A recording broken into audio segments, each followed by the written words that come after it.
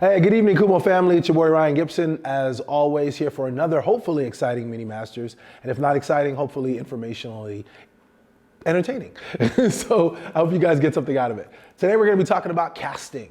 The questions on the board is, what do you need to be thinking about if you're the producer on one side of the table and or the actor on the other?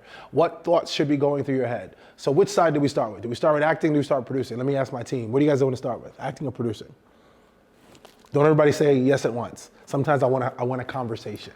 So what do you want to start with? Acting or producing, guys? Producing. Let's start with producing. Thank you. Somebody threw out an answer.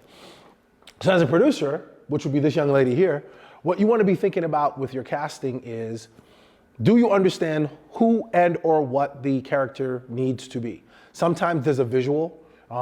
They could be short, tall, and that could be specific to the story. If there isn't a visual and it's much more open, you want to make sure that you're clear on what that is. So as a producer, going into the producer or director, or even casting director, you want to be super clear on what is this role asking for. So in this particular situation, what I would probably be thinking about as a producer in the room is casting my most important person first. The most important person does not always mean it's your star. It could be the more difficult casting, could be maybe a supporting character who's in the entire film, and they're supporting your main character, and through them you're able to cast off. But more often than not, people tend to want to cast their stars first, so I'm not going to fight you on that. If you want to go ahead and cast your lead actor, lead actress, whomever, that's fine. Because sometimes that'll help you to be able to figure out, okay, if my lead actress is tall, then I'm going to need a tall leading man if they're supposed to be in love. Or if the lead actress is short, then you don't want to cast somebody that's so tall that it feels like a huge disparity. Although a lot of times they'll cheat that type of stuff on set. That's called movie magic, where you'll have someone standing on what we call apple box, or some type of support, that elevation that'll make the actor or actress seem taller than they are. Which is why many people will meet an actor in real life and go, oh my God, you're so much shorter than I thought you were. Because the assumption is that everybody's super 6 feet, 7 feet tall, and they're not. So when you're sitting in this room as a producer, first and foremost, control the space. Make sure that you've already set up your rules to everyone in the room. There are times where other people in the room think they have a right to speak. When you're doing casting, shut that down. Make sure you're clear or you'll be there for a very long time. Who speaks and who does not speak. Doesn't mean that people can't talk to you. What they cannot do is speak to the talent that they come in. So you want to set up that it's either you're going to be the one talking to the talent, or if you're the producer or if you're the director, that the director is going to be the one speaking to the talent. And everybody else, if they have a question, a concern, an issue, will direct that to the director. Be that when the talent is in the room or when the talent steps out, depending on if you feel like it's a full conversation that has to be had. Because there have been times, I know personally, where I'll be sitting there and I'll tell everyone, the only person that should be talking should be the director. And then all of a sudden an actor comes in and a producer feels like he has the need to speak after I've already said this. And the director has to look at the producer, and now we have to allow it so that it doesn't seem like we're not on the same page. And then you're confusing the talent, because now the producer is trying to tell a talent what they think they should be doing. When in reality, the only person they're going to be listening to on set is not you, but the director. So what you want to do is either write it down, push a paper over to the director, or if you have that kind of a relationship, lean over to the director and simply go, hey, have we considered maybe this person, maybe not right for this role, but maybe they can come back in for another role. Or you can wait and have that whole conversation after the person's out of the room. Because many times the director will have a person come in, they'll ask them to do a scene, the scene, do the read is done, and then they might give them notes to see how they take notes, see what they do with those notes. Then if they make a really interesting choices, then they leave, and then there's a whole conversation in the room. Oh, that was amazing. What do you guys think? I love her, I love him. I think that works. Those are those conversations you can be having at that time. But you don't want to be having full-on debates, discussions, whatever, when the talent is in the room. It can be very disconcerting to them, because the reality is, as a person standing there, you're super exposed. And you can feel very small if all of a sudden they start picking you apart and going, oh, he's not tall enough, she's not pretty enough, she's not what. You don't want to be having those conversations when the person's standing there. Because the truth is, anybody can be made taller, as I talked about earlier, anybody is prettier when makeup is placed on them. You can make, that's what the whole movie magic thing is about. You can make someone look like whomever, wherever, whyever you need them to look like. That's the power of the business of entertainment. It's all smoke and mirrors, it's all magic. So if you're the producer doing it, make sure that you're controlling the space in that way. If you're the director doing it, make sure you're clear about the notes that you're giving. Best lesson I learned working with one of my really close friends, Grant Housley, was listening to him give notes. One of the things that he does is he doesn't give notes specific to the scene. He gives notes specific to the emotion of the scene. So he's not worried about whether or not you come in and hit the mark, at least not in this rehearsal. He's wondering, can you interpret the emotional state of the character? And he'll give you notes based on that to help you better connect with the character and push through and push forward. So you want to make sure that you're listening. On that, just so I can dovetail into the other side of it, which is the actors, just for a minute.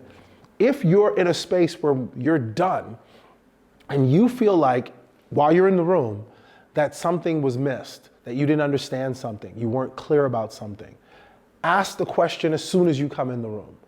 No producer, no director are going to feel bothered, and if they are, it's because they've had a rough day and it has nothing to do with you, about you asking a question so that you can give them the best possible performance. Because at the end of the day, one thing that I always want to remind everybody that's involved is that the people in the room want you to be the one, because they don't want to keep looking.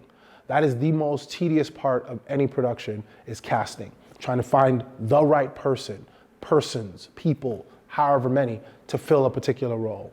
It can take forever, sometimes it can take a second. But the reality of it is, if it's taking a long time, the last thing you want to do is to be sitting there and hope that the person who comes in is bad. You're hoping that the person who comes in is good.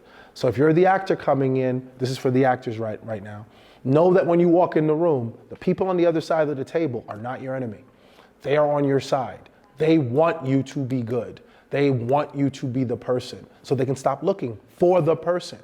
So go in there with that, take that, if that helps to take some of the pressure off of you, do that. Now let's go outside of the room. As an actor coming into an audition, a live audition, as we return back into live auditions, one of the things, again, remember that they're on your side, remember that they want you to be good. Ask a question of whoever's bringing you in. It's usually the casting director or casting assistant. They might have insight into something if you think you need insight. If you think you got it, then by all means go for it. But I highly recommend asking a question even if you think you got it. And there's a way to ask a question by letting them know what you know, and see, so that you can kind of show them that you've done your homework. So you walk into the room, you're standing there, the producer, the director, whoever's standing there, the camera's on you. You can go, hey, can I ask a quick question? They'll be like, yeah. I said, my understanding of this character is he or she is so and so and so and so. They're this and this and this and this. And you lay that out. Is that correct? And then they'll tell you, either they'll be like, I promise you, if you hit the nail on the head, the director, the producer will probably stare at each other and go, yeah, that's it. And then they will have a higher expectation of what you're going to be able to do.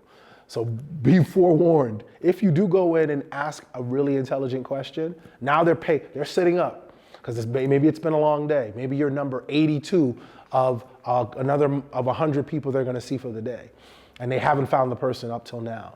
So if you're number 82 and you're coming in, recognize the potential that they may have been sitting there all day.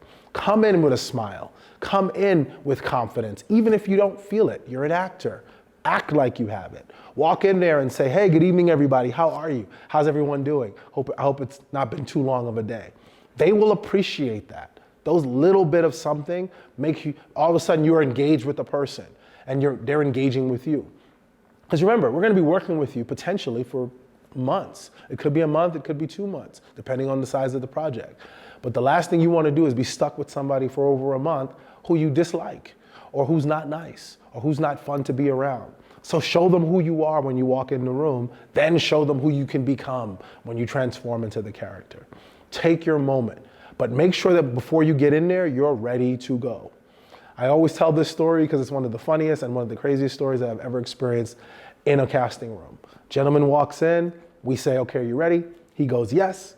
Give me 1 second. He turns around, turns his back to us, and then sinks to the floor in a pose, thinking man pose. as we all look at each other. What's happening? And we sit there for, I promise you, at least a minute. And in your head you go, it's just a minute. But if I sat right now and didn't talk for one whole minute, you guys would be sitting there going, what the hell is going on? You would feel the weight of that minute. And when you think about that in terms of being on set, that's time you don't have. So make sure you do all of that business before you get in the room so that you can get yourself ready quicker. Not saying don't take a moment to pull yourself together after you've said hello and hi and all that. But then as soon as you've done that, get yourself right, get yourself ready, and go. Because they want to know that you can turn it on. You got to be able to turn it on because that's what you're being paid to do, to turn it on. Not to come in there and tell us, I need 15 minutes to get myself right. That was what you were doing out there, getting yourself right. So that when you come in here, you're right and you can dive in. And if you feel like you need to be in when you walk in, if you're one of those actors who needs to come into the room and be in the space, be already in the character, and that's who you are, then answer from that space. Walk in there, speak to them from that space. And if they say, are you ready? Say, yes, I'm ready, if that's the tone, and then go from that space. Then when you're done, introduce them to you. Let them meet you. Don't leave the room without them meeting you. Because again, we're going to be working with the character a lot, but we're working with you too. So we got to meet both sides of your personality. So make sure when you walk in there, those are thoughts in your head. As you're performing, again, remember, if you have been given a script, if there's a script in your hand, it's okay to read from it. Nobody's paying you to come in there and show how good your memory is. If you can remember, like if it's not a cold read, if you've had it for a couple of days and you've had a chance to memorize it, great, come in there and show it. But make sure you come in there and do it correctly. Because I promise you, it's super nerve-wracking to walk into a room, a bunch of people you don't know, first time, and then immediately have to perform. Some people struggle with that. So if you have to have the script with you, have the script with you. No one's gonna penalize you for having the script with you. I've never sat on the other side of the table and said, oh, wow, they had the script with them.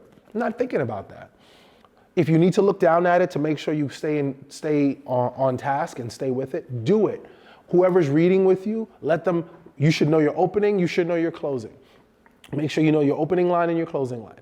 If you need to look down at it just to keep yourself on track, then do it. If you need to pull, because there are moments where you can look down and get your line that you need to get, take a moment, take a pause, and then come back up and get into it. I highly recommend that before you go into any kind of live casting, that you've already taken your script and you've broken it down, meaning that you've written down your little notes to yourself, the little places where you want to take a breath, where you want to pause, where you want to move, where you don't want to move, depending on what the scene is calling for. Make sure you're clear on what it is you want to do. If you walk into a scene, and I've had people do this, and I know that myself and other directors really appreciate it. If you come into a scene and you as the actor feel like the scene calls for something, you need a book, you need a chair. If that's what you need in order to do it, then get it. Ask for it. They'll give you a chair. There's usually somebody who'll be like, here, take my chair. If that's what's gonna help sell your performance, then do it. If you say, hey, is it okay, can I start from the floor? Because maybe the scene is emotional and where it picks up, you're already on the ground. If that's where you wanna be, then start there. If the scene goes all the way through and they stop you, hold yourself together, don't fall apart. You might be stopped, not because the performance is bad, but because they wanna give you a quick direction. And it's important that when you get direction from the director, that you listen to it, you take it in, and if you can, if you're able, repeat it back to them so that they understand that you understand. So if I say to you, hey, that was great, that was amazing, can we try it again? This time, I want you to play it as if, and whatever that is. And then maybe I'll give you something, play it as if you really, really hate this guy. And you can't believe he came over here, even though the scene is counterintuitive to that. But that's what I want you to play. If that's what it is, then you have to be able to do that, because it could happen on the day when you're filming, and we need to know how quickly you can take direction. So if that's the direction that was given, hear it, take it in, take a second with it. People sometimes rush and they go, okay. And the other people, you know what that means? You're not listening. Because I just gave you direction and you're like, okay. Take a second, it's okay. Slow it down just a bit. Let it sit with you. So you want me to play it like, da-da-da-da, okay, okay. I think I get that. All right, and then you pull yourself into it and then you go. Don't rush it. This is your time. This is your opportunity to shine, take it. If it doesn't work out, even if you don't get the role, chances are they might like you for something else. I remember hearing always one of my favorite stories for Grey's Anatomy is that the actress Shonda, I can't remember her last name, not Shonda Rhimes, but the actress that plays Bailey on the show. She came in and I think she auditioned for something else. I think she might have auditioned for Christina or something like that. And she auditioned for the role and they liked what she was giving so much. She was not right for the role, but they liked what she was giving so much that another role was created. I don't believe the role of Dr. Bailey was initially part of the initial first script. And the story that I've heard is that Shonda Rhimes liked what she did so much and what she was giving in the moment that they created a role specifically for her. She didn't go in there expecting them to do that. She went in there to play a part. And no doubt she took the directions that were given to her really well and made adjustments really well. If you can do that, I've been in many rooms where I've sat there and gone, oh God, he's so good. He's so good, she's so good. They're not right for this role. Is there another role in the script that we can, and then you sit there and go, can I create a role without sabotaging the story? Is there a role? And then you go, you know what? No, but there might be a role, especially if you're doing a series, there might be a role in the future. There might be an opportunity for a future role that you can build on. Maybe not right now, but you remember them. Many times actors come in and if you don't get that role, it just wasn't for you. Let that go. Doesn't mean that there aren't another role that the people in the room are thinking about you for because they recognize your talent. They recognize your ability, they recognize your personality. But the only way they can recognize those things is if you come in there and you showcase it. So make sure that you're on time. This is simple stuff. Now I'm gonna get into the simple stuff. As an actor, make sure you're on time. And I always tell people, on time is being early. Early is you already late, and late is you should be fired.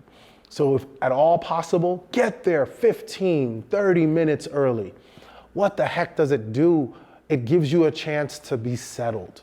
I've had people roll into an audition late, and they run in and they have a slot, and then we call them, and they've just walked in the door. And if time permits, if I'm outside, if I'm the producer, I'll sometimes be like, take a minute, we'll take the next person if they're ready. But if the next person goes and they're not ready, I'm not gonna force them to go if that wasn't their slot, because maybe they need time to get themselves together. So then I have to go back to you and go, well, sorry, this is your slot. And we don't wanna be pushing everything back, because then that throws off our day. So you wanna get there so you can be settled, so you can be calm, so you can be at ease, so you can be at peace. So that when it's time, when they call your name and they say, Arnold, come on in, Arnold walks in and my cameraman name is Arnold, he just went, who, me? He's like, but you get called in, that you're ready and you're not freaking out, because the last thing you wanna do is to come in hurried. Because when you walk into an audition hurried, it shows and you'll know it. And the worst thing could happen for any actor, and I'm sure many actors can speak to this, is you go to an audition and then it's over and then you leave and then you're walking going, I messed that up. I messed that up. I was so nervous. I was so this, I was so that. I wasn't ready. I didn't get myself into a place. That's the worst. So in order to help mitigate that, get there early. Get yourself settled. Sit down. Be centered. Think about who the character is, which you should have hopefully already done. Especially if you know that it's a cold read, meaning that you haven't had the script before, then get there super early. If they tell you that they're starting auditions at 2, but your audition isn't until 3:30, get there at 2. Get your hands on the script if you can, sit your behind down for the hour and learn it. I promise you, the assistants out there will let the people inside know that Arnold just got here. Arnold? Is he one of the first people? No, he's not scheduled until 3:30. He wanted to get here early so he can read the script. Smart guy. Because I promise you, the audition doesn't start when you walk in the room. The audition starts before that. Because we want to know who's going to be on time. We want to know who understands being late and the importance of things. Because if you're going to run late to the audition, then maybe it's not that important to you. And if you can't manage your schedule around it, then again, maybe you won't manage your schedule well around us when it's time to film. And then we'll be dealing with that. And the last thing I want to be dealing with on set is an actor holding up the entire production. That's cost. It's important. So remember, the audition isn't just simply you coming into the room. The audition is you being on time. It's how are you sitting outside. I remember an audition, we were auditioning for a particular show. And as we were coming downstairs, heading to the audition room, all of the people were sitting there. And as we walked by, nobody looked at us. And I know why, because it was all of us. It was myself, I was the writer, other writer, the director, producer, and we're coming down and we were having a conversation and we had to walk right past them and through them. And I looked over and they all did like this, heads down, looking away, because nobody wanted to look at us for whatever reason, nervous, whatever, except one woman, the redhead. She raised up, she smiled at me, and I looked at her and said, "You good?" And she said, "Yeah." And I said, "All right, see you guys soon." And then we walked away. And then when she came in the room, I already had her in my head because she was the only one that connected. She came in with a big old smile. She said what she needed to say. She said, "Hello, my name is so-and-so and so-and-so. I'm here to audition for this role." And then she killed it. Did it help that she smiled at me earlier? I think so. Because I'd already put a soft space in me for her when she walked in. Even though it wasn't like any people before her were terrible, she just was better. Just that slight bit better. And then the best thing that happened was we end up cutting her out of the episode. For time, it happens. You get cut on getting on the cutting room floor, you've heard that before, or if that means sometimes there's a scene doesn't make it in. Her scene didn't make it in. It was sad. When I found out, I remember we brought it to the executive producer's attention. You know what he did immediately? "Oh, well, she didn't get in the episode at all?" I was like, "Nah, we end up cutting her." "We still paying her?" He's like, "Yep." He said, "We're still gonna pay her, obviously, because she did the job." He said, "Have her come and be the sheriff in the next episode." And that's what happened. She came in the next episode and she was in a much bigger scene, much longer scene. They said, "Do you think she could do it?" We said, "Oh yeah." So she got paid twice. She got 2 episodes instead of 1. Even though we only see her in 1, she's credited for both. You never know. There are a lot of things happening behind the scenes. So make sure that you're coming in with your best possible face forward, because the producers, you never know what they're looking for. You never know what they're considering. The writers, you never know what they can pull out of their hats to create for you opportunities for you either now or in the future. So make sure that you're putting yourself in the best possible space to succeed.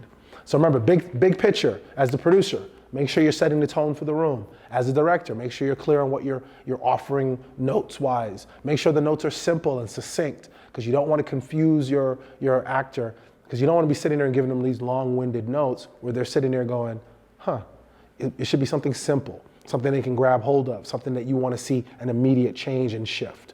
And if you're not seeing that, it can be confusing to everybody. And then as the actor, I already went through it, make sure you're on time, make sure you're prepared, make sure you come into the room and you're settled. Make sure that you say hello if you're able to. Unless you're trying to be in character when you walk in, then make sure you say hello when you're done, so that they know that you stepped out of character. Have those clear transitions so they know that they're meeting you and they're meeting the character. But if you can, do it beforehand, because then you could ask questions and get any clarity that you need. And it's okay to get clarity. I promise you, it makes them, the director, the producer, feel much more connected to you if you take that time. I hope this has been helpful to you guys. Hope you guys get the information that you needed. Hope that your next audition is amazing. Please let us know when you go on auditions if any of these tips end up working for you and if anything positive comes out of it. It really does help us to know, help me to know, help Khumo to know that we're actually giving you information that's helpful. Again, thank you to the Barber Hair Salon for continuing to keep my face nice and edged so that my beard looks nice and lined up. So if you ever get a chance, check them out over here in Havrone at Game City. I always go in there and I leave with a smile, and I know you will too. So until next time, continue to send us information, questions, concerns, issues, things that you want to know. We'll turn those into mini masters as well. And always make sure you tell a friend to tell a friend to tell a friend to join us on our very next mini masters. Have a good evening. See you guys then.